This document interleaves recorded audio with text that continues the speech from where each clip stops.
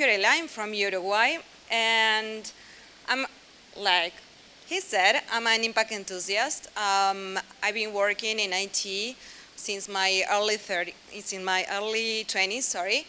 And, well, I gave talks, but never in English, so sorry if I make some mistakes. Actually, we are here in our journey making some mistakes, and we'll learn about that. And something about this is my talk, actually. Um, Over the years, I realized that my journey through IT felt pretty much as dance, like tango. Tango is a dance in Uruguay, and you can relate it with any dance. Um, I want you to picture this. We start dancing, and step by step, learning, making mistakes, making the wrong turns, the wrong shift, and eventually we find that rhythm, and we start to flow with the music, right? Um, well, sometimes actually we feel like we are dancing with two left feet. Uh, that's been mostly my dance with technology, learning, improving, adapting, and growing with every beat, with every rhythm, and with every tone. Um, my dance started with my first mentor who guided me in IT business. If he's now watching, I give him a huge hug from here. And my second mentor actually introduced me to QA and software testing, where I found this discipline that is really good actually to help people. The quality of software is very, very important to help people to use the technology and improve this interaction with people. Nowadays, I'm getting involved into Web3 space because it's philosophy, and of course, I never leave behind my passion for QA and software testing.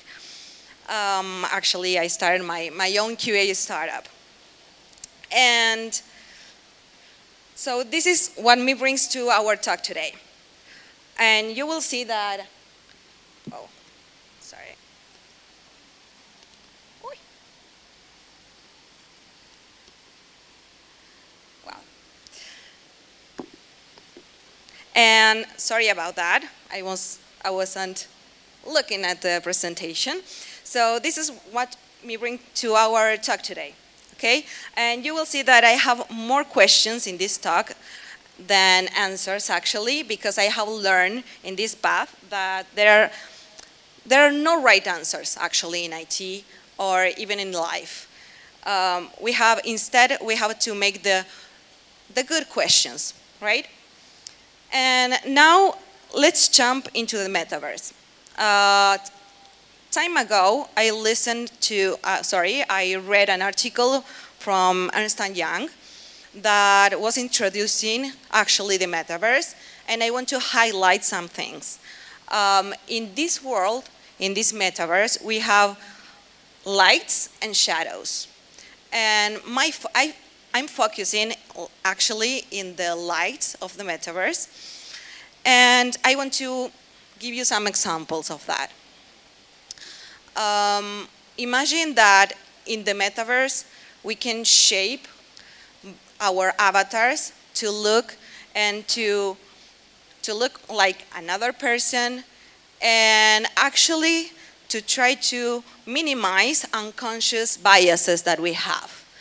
And that is something amazing, it's particularly amazing, how we can transform ourselves to minimize those unconscious biases.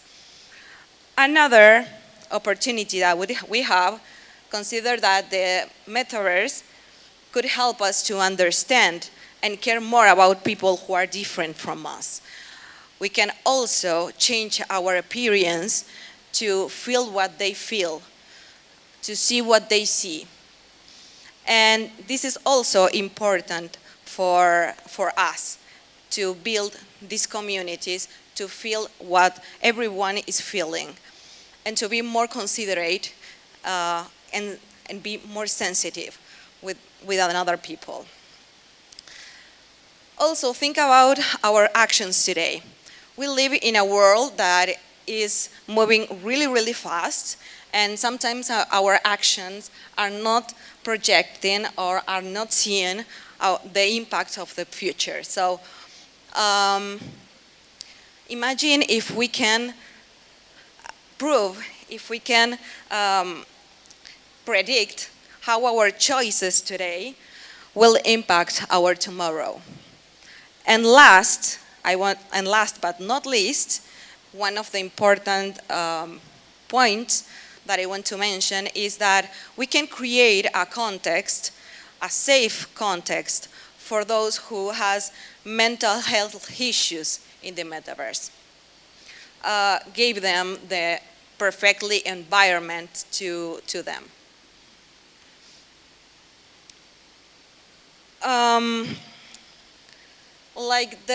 I want to give an example of that, and is PTSD, the post-traumatic stress disorder, right?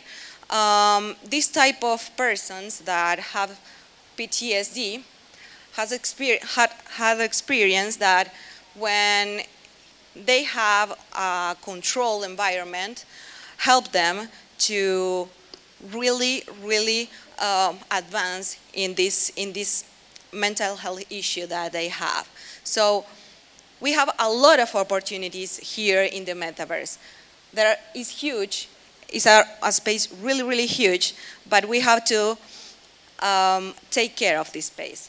And in order for this metaverse to be harmonious, we have to learn from our past. We shouldn't forget what we have learned from our past.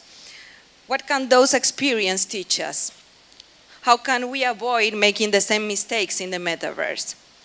How can we do that? And I believe that we can balance the innovation and ethics in technology in this metaverse. Just to make this space safe for everyone and secure for everyone also. And this is something that we are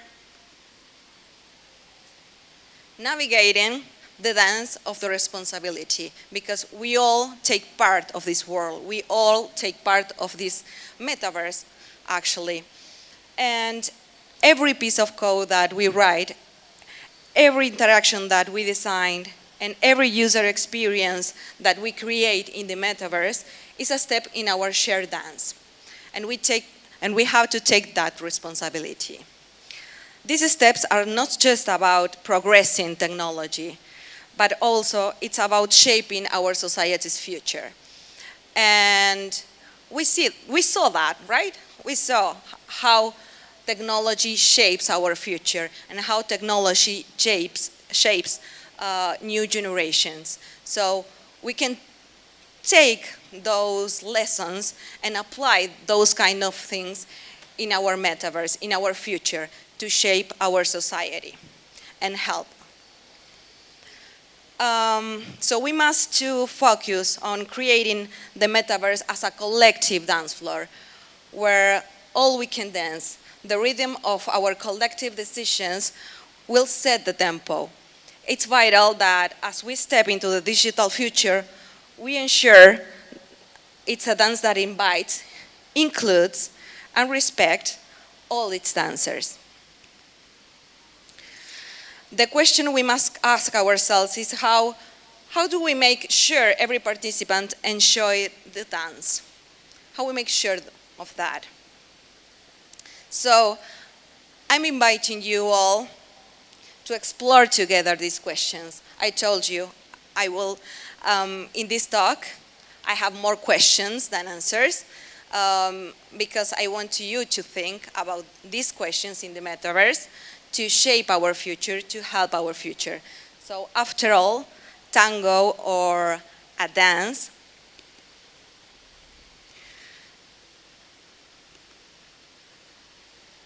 tango or a dance isn't about just know the steps and learning the steps.